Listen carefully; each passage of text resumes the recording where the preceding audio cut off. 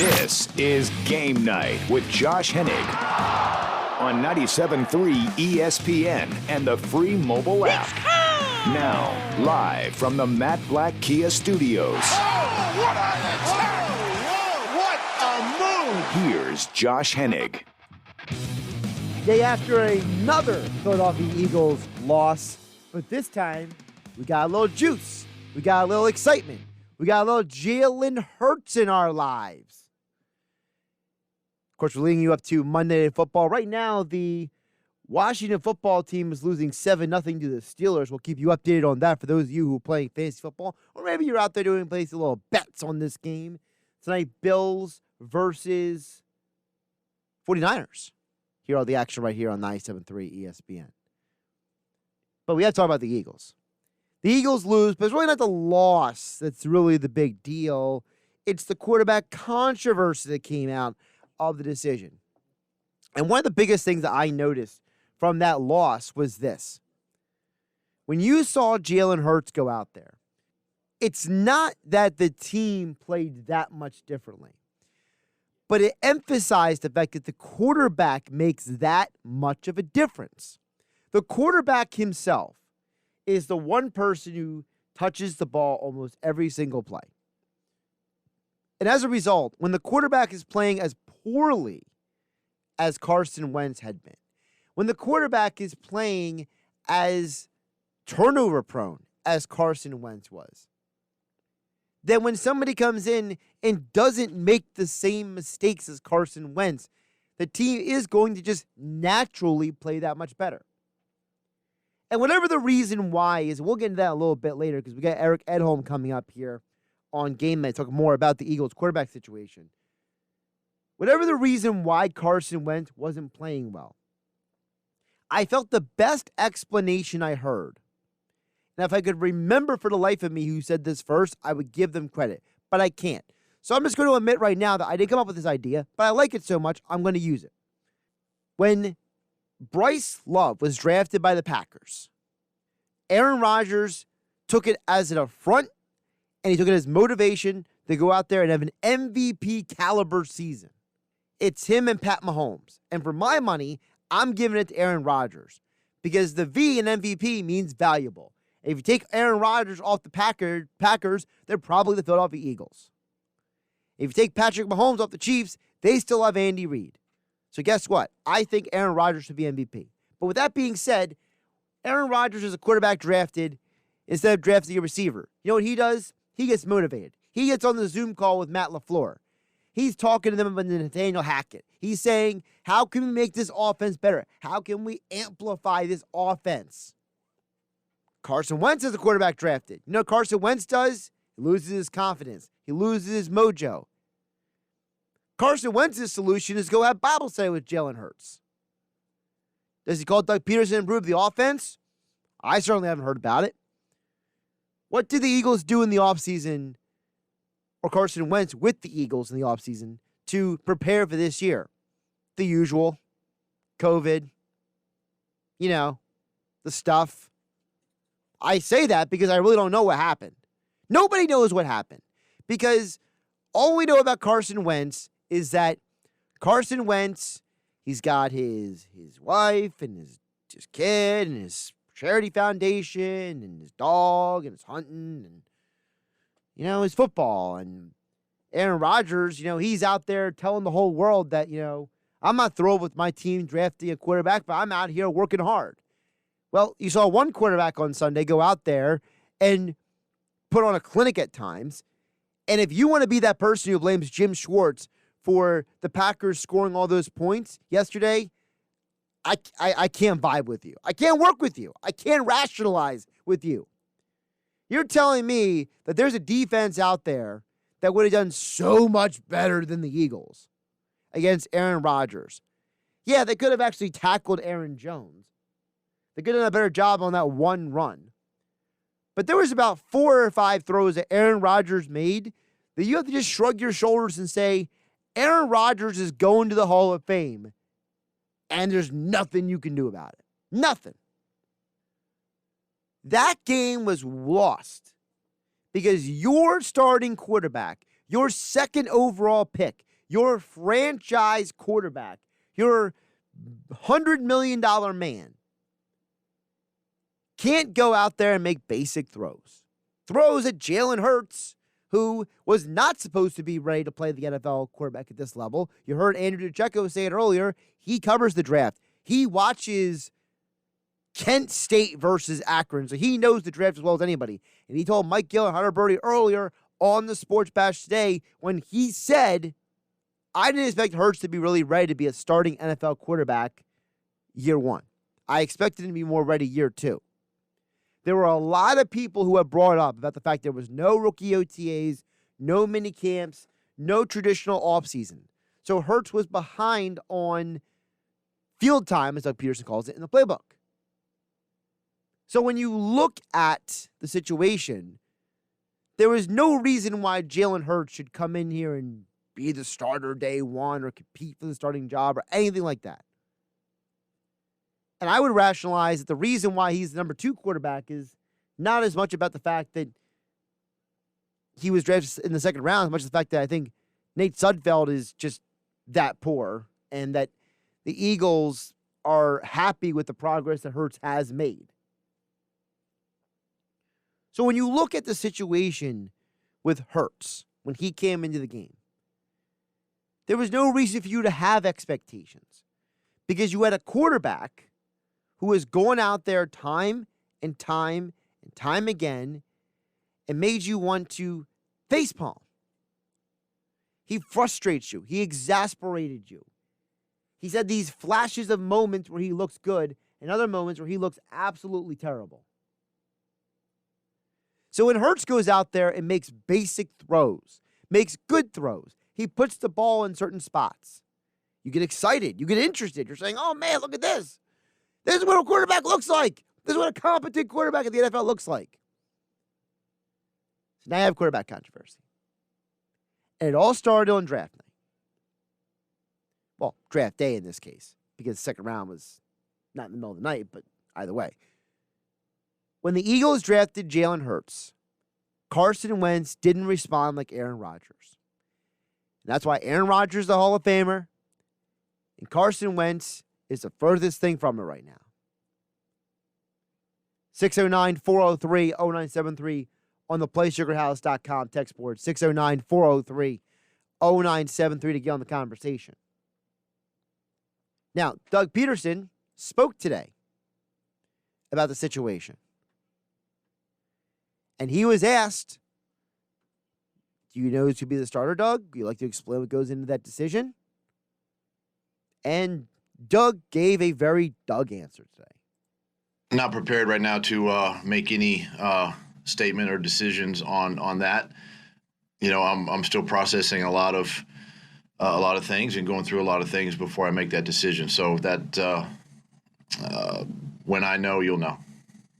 Sure. I'm not asking what the decision is, but what goes into that decision? I would like to keep those private, so that's just between me and me. Now, I understand Doug is trying to not give a competitive advantage. Maybe he doesn't really know. Maybe Doug has an idea of what he's going to do, but maybe he really hasn't, talked it all the way through or thought it all the way through. Maybe he's still digesting the film from Sunday. So I'm not going to be mad at him for that. But the media asked a pretty valid question. What goes into that, Doug? And Doug says, I'm not going to tell you. So then later he's asked today about Jalen Hurts. Jalen Hurts had a good game. Threw a touchdown. Had a couple good runs. Almost everybody and their cousin thought well of what Jalen Hurts did. And then Doug Pederson is asked about Jalen Hurts. And it feels like the entire air has been just taken out of the balloon. Take a listen. Doug, what did you see in the film of Jalen Hurts? How did he play? He played okay. Could you give a little more detail as to how you thought he performed under those circumstances? Yeah, I thought it was the spark that I was hoping for when I made the change. He came in and did some things. One of the things that obviously extended some plays with his legs. Made a nice throw to Jalen Reagor. It was good to see that. He played okay. He provided the spark that I was looking for. I mean, in terms of glowing endorsements, I remember a few weeks ago, Doug Pederson got excited when the media asked him about his, 4 or 5 touchdown game he had in college. When he had supposedly set a record at the time for passing yards in a game. He got all excited about that. You ask him about his backup quarterback coming in and having to play, and he's like, he played okay. I mean, wow, Doug, you could have had a little bit more enthusiasm. It's like Doug is going out of his way to not get too excited about anything that's like Carson Wentz because he doesn't want to hurt Carson Wentz's feelings. And I'll be honest with you.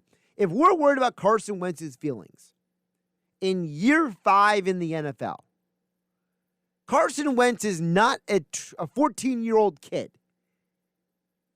He's not an 18-year-old freshman coming into Georgia, okay? Georgia went into camp this year, for those who don't know, with 4 quarterbacks. One quarterback opted out because he wanted to go train for the NFL, which is probably going to be an NFL bust, that kid Carroll, who was a transfer from Wake Forest. They came in with Mathis, who's now entering the transfer portal because things didn't go his way. They went in there with USC transfer JT Daniels, and they went in there with junior college transfer Stetson Bennett. Do you really think that Kirby Smart, the head coach of Georgia, was so hyper worried about the feelings of his quarterbacks the way Carson Wentz gets treated by the Eagles? If Carson Wentz is that sensitive, if Doug Pederson has to walk on eggshells that much for Carson Wentz, then he should not be the quarterback here in Philadelphia. In fact, I wonder if he should be a quarterback at all in the NFL. You got to have thicker skin than have to have your coaches, people around you, step on eggshells and worry about saying the wrong thing. I mean, Doug Pederson went out of his way to not be enthusiastic. Here, I'll play it again. Listen how unenthusiastic he is at the very beginning of this. Doug, what did you see in the film of Jalen Hurts? How did he play? He played okay. I mean, that's my reaction when somebody tells me that they're going to offer me a Coors Light, okay? That's my reaction. What do you think of that Coors Light? I'm literally only saying okay to be nice. Like, Doug's unenthusiastic reaction was incredible. Incredibly telling. This guy can't get excited about Jalen Hurts, and I don't even understand why. It's just ridiculous. The young man went in there, played well, had a good game overall, but his head coach can't get excited. 609-403-0973, theplaysugarhouse.com text board. 609-403-0973. Eric Edholm from Yahoo Sports coming up about 6 minutes from now. Let's get a text from Joey D. and Ventnor chimes in at 609-403-0973. He says, did the Eagles jump ahead of the amount they would have paid for the quarterback position? Like Dak, for example. Did they think they were getting Wentz at a good early deal? Well, look, I think a lot of teams feel like if they get ahead of the quarterback market, they're getting a good deal. Because, yes, financially, long-term, Wentz is not making Mahomes money. He's not going to make Dak money. He's not going to make some of the money of the quarterbacks who are coming up. You know, Deshaun Watson, his contract. So at the time, he was making a lot of money. And there's a lot of money up front in the contract. Because the original idea is that when you sign someone to that kind of deal that he was given, the idea is we are locked into you for the first few years. But at the very end of the contract, we can get out of it. You just didn't expect Carson Wentz to respond this way and have this kind of year. If Carson Wentz had this kind of year in 2022, it'd be no problem. Because contractually, there's an exit strategy. But you're 2 years too early for the exit strategy. So now you either have to get creative or you have to hope for the best or you got to suck it up. And that's the problem here. The amount of money owed to Wentz, and we always talk about how Howie Roseman's a contract wizard, he's a salary cap guru, and blah, blah, blah. Well, he may be all those things. But he's no Doctor Strange. He's not going to go out there and make something completely disappear. So unless he's got his own Houdini act in store, or there's something that the Eagles know about that contract that we maybe don't, I think it's fair to assume that the Eagles are going to have to do something ridiculous if they're going to get rid of Wentz. And yes, they signed that deal because they were trying to get ahead of the escalating quarterback money. And at the time, it was a reasonable deal. It was a reasonable deal for a quarterback who would throw 22 to 27 touchdowns a year, have about 7 interceptions, and maybe a handful of other turnovers the entire year. It wasn't a reasonable contract for a quarterback who leads the league in interceptions and looks completely lost at times out there. Keep text coming, 609-403-0973, theplacesugarhouse.com. Text board here on Game Night on 97.3 ESPN FM and the 97.3 ESPN mobile app, powered by First Bank of Seattle City. You're listening to Game Night with Josh Hennig on 97.3 ESPN and the free mobile app. Josh Hennig here on Game Night on 97.3 ESPN. We'll continue the Eagles and NFL talk now. We've had him on the show before. Eric Edholm from Yahoo Sports joins us right now on the Boardwalk kind of hotline to get into more of what we saw yesterday in the NFL. Eric, how you doing today? I'm doing all right, man. Yeah, lots of process after this week of football. Yeah, I think that's the perfect word, process, because when we saw the Eagles yesterday and Jalen Hurts came into the game, there's a whole contingent of Eagle fans who were like, finally, and another contingent of Eagle fans who were like, oh, good grief. I felt like that was the consensus on social media. Yeah, it's a pretty good way to frame it, too. I mean, I think you could argue that there may be people, this is me speculating, but there may be people in the Eagles organization who feel the same way, at that same kind of divide. I mean, you hear the reports about, did Pederson want him there? Maybe, maybe not.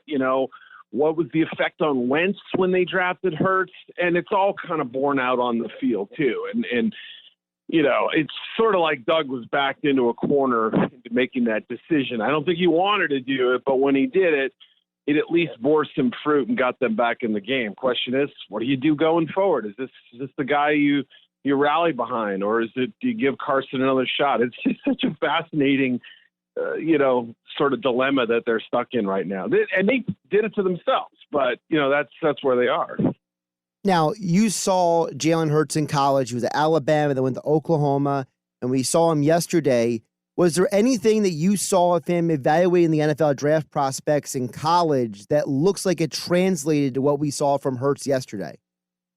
Yeah, and it's a dozen throws. So there's only so much you can glean from it. I mean, I know the pick at the end, he's sort of trying to make a play, and there were some drops in there, but I mean, he at least put a little life into the offense, and that one gorgeous sideline throw to get things started to Jalen Reagor. And it's obviously a player that I think a lot of Eagles fans, having seen Justin Jefferson and Brandon Ayuk and some of the other wide receivers, the rookies this year, they want to see something that justifies taking him above him, and they want to see something from Hurts when he gets into the game. And, it seems like he's a little more elusive now. I mean, obviously Carson can run, and, Jalen may not have quite the arm strength, but, his touch and placement has gotten so much better over the last 4 or 5 years, going back to, his freshman year at Alabama when he was more of a runner than anything else. But, yeah, I mean, I saw tangible strides each year of college, even in the year he was benched, just talking to people down there about, how things sort of changed for him as a passer. And I still like to see him speed up his clock more. He hangs onto the ball, and that was obviously, that's going to be an issue with the Eagles team that's struggled to pass block. You mentioned Doug Pederson earlier. We've noticed here that a lot of times when Jalen Hurts, whether it was yesterday or in the handful of appearances he had throughout the year, he always comes to the sideline. The first person seems to talk to him is Doug Pederson. Do we read anything into that Doug is taking a hands-on approach with the rookie quarterback?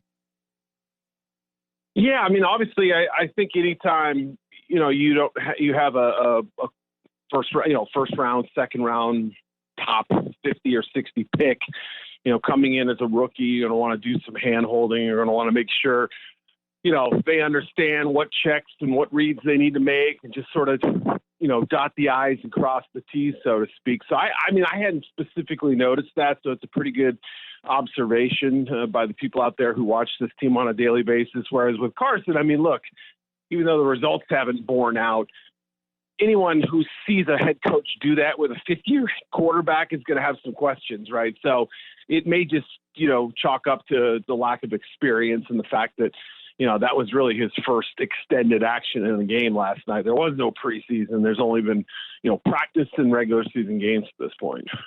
Eric Edholm joining us here on Game Night on 97.3 ESPN. Make sure you follow him on Twitter at Eric_Edholm. Yahoo Sports, all of his coverage of the NFL and college football, along with the NFL draft.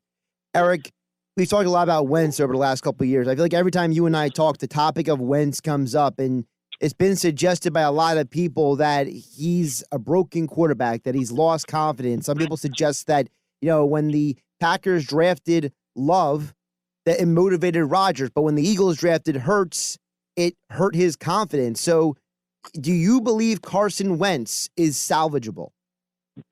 Yeah, I mean, obviously I'd like to see him, go to a situation. If he's not going to be able to make it in Philly, if this is not meant to be, if we've exhausted all options on trying to, sort of force feed this thing, then, you'd love to see him go to a place maybe far, far away where he can put all of the stress, whether it's his own doing or anything that was, outside forces behind him, and play with a clear head. Because, look, I know our memories are usually restricted to last week and the week before and very, very short-term stuff. But, that 2017 season before the injury, he was your MVP favorite. He was playing phenomenal football. And, the offense actually tanked, especially on third downs when Foles came in those first few games. So, it looked like a stark difference talent-wise between him and Foles.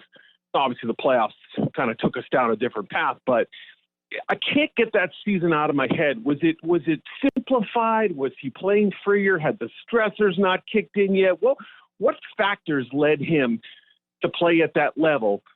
Talent obviously might be an issue. There were some more established receivers and blockers up front. But something just tells me that there might be a team out there that can tap into that kind of ability if he can get in the right spot. One of the things I always wonder about Wentz also as we're going through this year, because every week I keep saying that it felt like at times Wentz was playing with so much ego, like he felt like he was going to save the day or make the throw he shouldn't, or he knows. It almost felt like he knew better than everybody else because he's always changing the call at the line, right?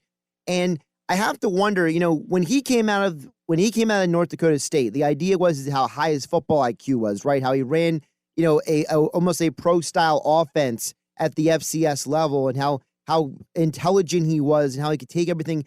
Is it almost maybe something where they've put too much on Wentz's plate? Because you look at Jared Goff, he still has Sean McVay talking in his ear leading up to the turning off of the microphone. So, whereas Wentz went the opposite direction. It was, all right, Wentz, here's the playbook. You go run with it. Yeah, and it's a really interesting comparison with Goff because, Jared Goff has become a system manager, right? I don't want to say he's a we use that game manager term as kind of a slur these days. I don't really think of it in those terms. But when he runs McVay's offense the way it's designed to be run, it's a beautiful thing. And he looks like a top 10 quarterback at times. Do I think he is one? No. I think if you put him in another system, you'd see more of those flaws come out. And there are games when it does. The Bills game and a handful of others this season where, he sort of gets lost a little bit. And when there isn't that hand-holding going on, Goff's play suffers. Is that the kind of thing that Wentz needs? Oh, it's a tough question because on the one hand, his best plays seem to come when he does improvise or when he does make those throws that only a handful of quarterbacks would even attempt. So it's really a double-edged sword where you have to reel in some of the recklessness, but also harness some of that, that unscripted genius that he occasionally has. Because I always say you take his best 20 throws in a given season, they'd stack up there amongst some of the best in the league. The problem is his worst 20 throws would be far worse than a lot of the elite quarterbacks would. Eric, one more on the Eagles before we move on. I just want to ask you, in your opinion, would you stay with Hurts for another week or would you go back to Wentz? If you're asking me personally, it's a really tough decision because obviously if you're thinking strictly short term, first you got to see what he can give you. If he has any kind of, juice to offer you in this offense and you feel like he can handle 70, 80% of the system, yeah, I think you have to try. Now, what'll Doug do? I don't know. I'm speaking from a Chicago perspective. I live here where they had to go back to Mitch Trubisky right after benching him, going to Foles. The injury kind of, forced that after the bye. But still, I don't know how much Mitch really gained from that experience. He can say whatever he wants. He's a good kid. He sort of said all the right things. He just hasn't done all the right things on the field. And I wonder if, dating back to last year is really when the decline started. But, I don't think that benching somehow grew an extra layer of skin on him. So you have to ask yourself, are you committed to Wentz at all beyond this year? If not, I think you have to see what Hurts is. Because guess what? They could end up with the number 4 pick in the draft or something like that. And that's quarterback territory, baby. I'm not ruling it out. I have to say they'll at least do their homework.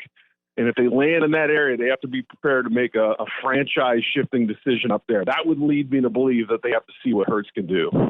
Eric Edholm joining us here on Game Night on 97.3 ESPN. Make sure you follow him on Twitter at Eric_Edholm for all of his NFL, college football, and NFL draft coverage with Yahoo Sports.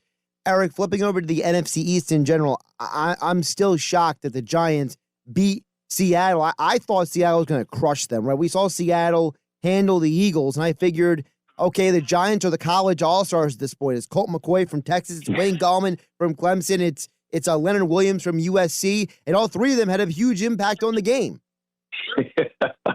Yeah, and to think you could score 17 points and win. I mean, that just speaks to the incredible defensive performance that Patrick Graham and that group, and credit to Joe Judge too. I mean, especially given the way they started the season. I mean, I can't even imagine what the odds you could have gotten had you bet 4 weeks ago on Eagles losing 4 straight, Giants winning 4 straight. But that performance in particular was something pretty special. And every time they needed to keep playing on defense, they seemingly got it. They trusted McCoy enough to make a couple of big throws late. I was surprised at a couple they even attempted. The run game churned out some big yards as well. So, all around performance there. And I don't think they mind winning games 19-17 and 17-12. I think they're just happy to be able to, to be in these games in a position where they can make crucial decisions and convert in key times. There's something about this group the last month or so that's shown some real gusto here. So credit to them, even if the scores aren't pretty. And, that game was a signature one for that coaching staff and that team. I still have to lean to the Washington football team to be the favorite right now because they have the experience in the coaching staff with Rivera and Del Rio. They have the experience at the quarterback position in Alex Smith. Alex Smith had the chance to lead a third team to the postseason. How ridiculous is that? It seems like after everything that happened to him with his leg. Yeah. And I just look at Washington's defense and I say if I had to pick a team that's got something really strong, I feel like it's Washington's front seven. Yeah, and I mean, let's see what happens, against Pittsburgh, and they also play the Seahawks, I believe, in a couple weeks, and a couple other competitive teams down the stretch. So it's a little tougher road, perhaps, but you make a good point. I mean, they can get after the quarterback. They have just enough playmakers: Antonio Gibson, Terry McLaurin. It looks like he's healthy enough to play now. So that's where I've been leaning the last couple of weeks. Did Sunday's Giants win change anything? It did a little. Yeah, it made me kind of rethink, their viability and whether, how long that formula can work for the Giants. But, I agree with you. I think Washington right now just maybe has a slight edge given, even the tough schedule that they're facing. Well, let's flip over to something we might disagree with, because I know that you just dropped an article today about BYU's quarterback, Zach Wilson, and that huge matchup, BYU versus Coastal Carolina. Huge win for Coastal Carolina. I feel like they might have the best resume of any non-Power 5 team at this point. Yeah. But on the flip side, to me, I felt like it was a little bit of a negative for Zach Wilson in that game because, the interception wasn't really a good throw. I felt like there were times he had happy feet and he wasn't really going through the progressions and setting there in the first half. I felt like he played better in the second. But I have to wonder, Eric, did maybe in some evaluators' eyes this game put a demerit on Wilson's resume? Yeah, there might be people out there who look at that game and were disappointed with what he was able to do. I wasn't one of them, though. And I watched it live, on my couch, just sort of taking some notes here and there. And then I watched it again Monday morning. And the more I watched it, the more impressed I was with him. And this was not a case of me trying to, confirm my bias, because I've been kind of all over him since, about week 2 of the season. They were one of the first few teams to get going, and he had some huge performances. So I was leading hey, Zach Wilson could be a top 10 pick train. But when I went back and looked, yeah, there were some hurried throws. He overthrew a couple short balls that I'm sure he'd love to have back. He was outstanding on the read option, had some pretty pocket movement on some rush. That was the best pass rush they're going to face all year. So, the fact that he was only sacked once, I think was pretty impressive. And he had the ball on his 10-yard line with 35 seconds left and gave them a chance to win it. I mean, that drive, there were 3 throws that just big time. The end of the first half, I thought he made 2 nice throws before the Hail Mary pick. And then that last drive, I mean, he really, put them in a position that most quarterbacks wouldn't even be able to get to. So I actually came away fairly impressed, even if the statistics, some of the throws, wasn't a totally pretty picture. It's going to be traits over production, 9 times out of 10 for most NFL evaluators, the good ones at least. So I kind of liked it, actually. I didn't think he was nearly as bad as I thought he was on Saturday. All right, now with that being said, is it maybe, and I'm just throwing this out there as there's really no right answer to this, is it maybe something where if BYU had more time to prepare for Coastal Carolina, would he maybe have played better then? Oh, I mean, first of all, I don't know how you prepare on the other side of the ball to try to stop Coastal Carolina's spread option attack. I mean, that's just a nightmare. I don't know what they did. Holding them to 22 points was a borderline miracle. But on the flip side, yes, I think, he would have had a little more time to see how they move up front, what kind of fronts they play, the coverage tendencies. I'm sure he had about a day and a half to cram on that stuff. And look, there was a 4-yard gain that turned into a 16-yard loss to some of the things the receivers did, the drop on 4th and 1. They kind of let him down a little bit too. So he would have been a lot closer to 300 yards passing had a couple of those come through. And yeah, absolutely. Had this game not been slapdash thrown together last minute, I think you'd give Wilson a lot more credit for how he played in retrospect. So finally, Eric, before I let you go, how does Wilson currently fall into your draft projections? Because I know most people believe Trevor Lawrence is number 1, right? Everybody thinks he's going number 1 overall. Most people agree that Justin Fields is number 2. But I feel like that 3 through 6 is kind of where Wilson and Lance and now Kyle Trask is in the conversation. So how are you handling these guys from 3 down on the draft evaluation? Yeah, and really from 2 down, because I've polled, and it's been a little bit of a surprise. I've polled some people that I've known for a long time in the scouting community.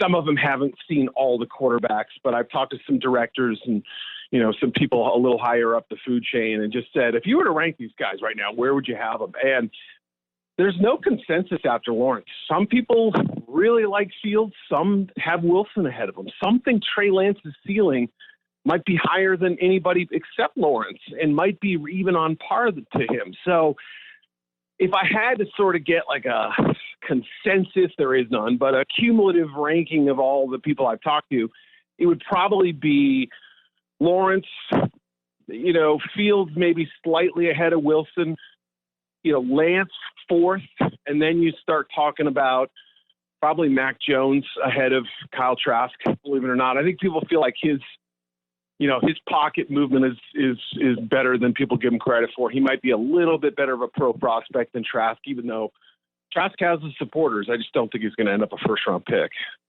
Well, for more NFL draft evaluation and coverage, check out Eric Edholm and Yahoo Sports at Eric_Edholm on Twitter is where you can follow him. And as all guests, he appeared on Game Night on the Boardwalk Honda Hotline. Eric, always appreciate the time and the conversation.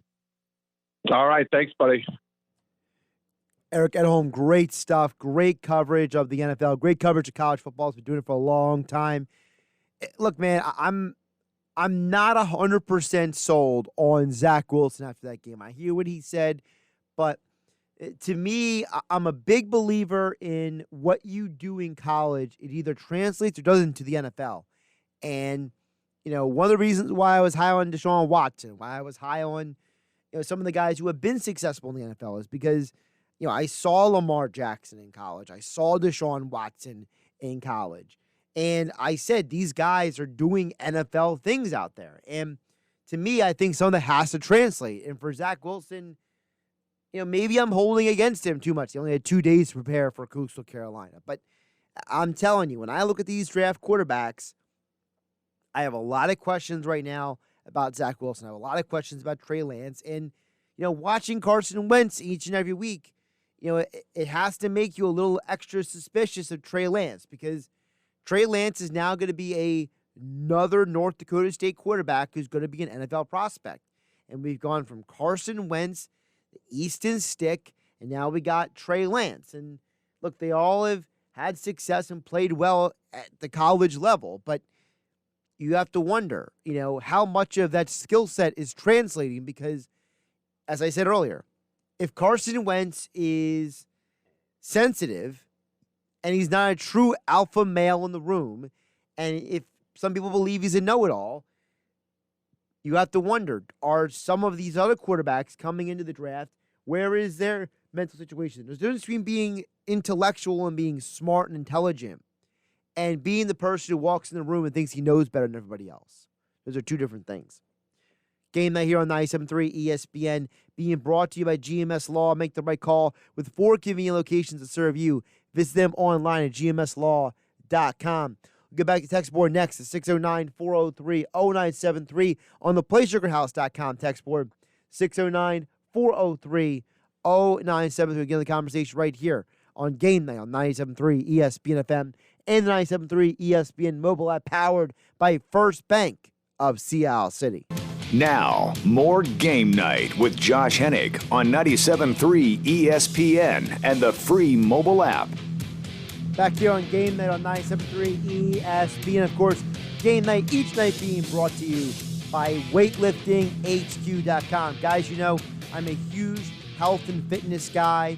I'm someone who's on my own fitness journey, something we've talked about a little on the air. You've seen me talk about on social media as well. Well, when I saw what weightliftinghq.com can do for fellow health and fitness enthusiasts as well as fellow weightlifters, I was very impressed because weightliftinghq.com is located right here in South Jersey. And now is a perfect opportunity for you to take advantage of their great customer service and incredible prices on great health and fitness equipment such as bench and squat racks, kettlebells, dumbbells, cardio and fitness machines, as well as heart rate sensors, fitness watches, resistance bands, and more. And listen, they deliver it to your house. They set it up for you. So whether you're someone who's trying to get some workout equipment for home to supplement your gym routine, or maybe you're someone whose gym was shut down and you're not ready to go back to the gym yet because of everything that's happened in 2020 and you want to get back to your 2021 goals, whatever your reason is, or maybe there's someone in your life that you want to help them reach their 2021 goals, they can do it with weightliftinghq.com. The promo code is radio10 at checkout for 10% off the entire order. Don't wait. weightliftinghq.com, radio10 for 10% off the entire order. Get started today with weightliftinghq.com. Again, the text board is open, 609-403-0973 to get on the conversation, 609-403-0973. I usually do accountability time at the end of the show. The accountability starts with something specific. I said this on the show on Saturday. I said this to 2 people in person. I hinted at this issue earlier in the show with Eric Edholm. I was very, very, very, very, very wrong about the Giants versus the Seahawks. I ran into 2 Giant fans recently, and I told both of them in no way, form, or manner did I think the Giants were going to beat the Seahawks. I wasn't just wrong. I was incredibly wrong. Because they didn't just beat the Seattle Seahawks.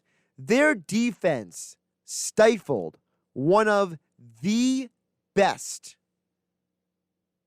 offenses in the entire league. They made Russell Westbrook look pedestrian. They did not let DK Metcalf run all over them. What an incredible job by the Giants defense. And Colt McCoy and Wayne Gallman did just enough to help them win the game. So I got to give them a ton of credit. That was incredible. I still don't believe what I saw. So that's something I was definitely wrong about. College football picks, cold weekend. We went 2-4. Got to own it. Had a bad weekend. Some really, really bad beats. I feel like my picks should be a segment on SVP SportsCenter of bad beats, all right? Because, number one, the Florida-Tennessee game, I'm looking at Florida and I'm thinking they're on a roll this year. They're going to go to Tennessee and they're going to destroy them, right? Florida won 31-19. That doesn't cover the 17 points.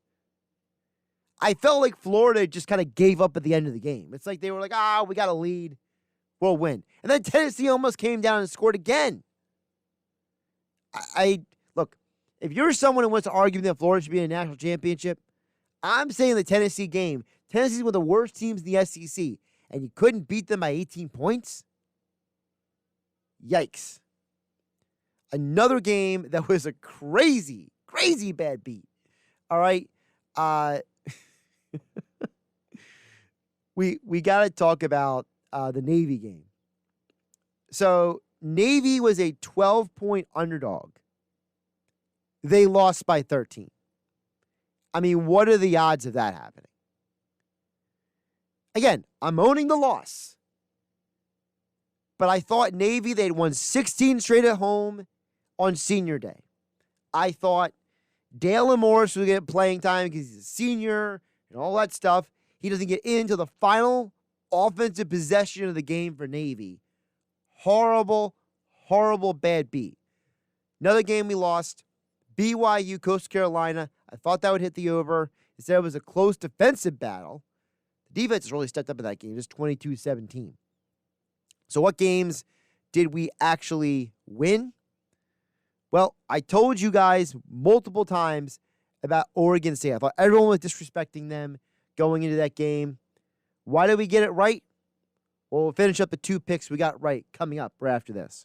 This hour is brought to you by William Hill Sportsbook. Make the season of giving even more interesting with a wager. Download the William Hill mobile app, make your first deposit of $250, and get a $500 free bet using promo code Radio500. New Jersey only, 21 plus. Terms and conditions apply. Gambling problem? Call 1-800-GAMBLER.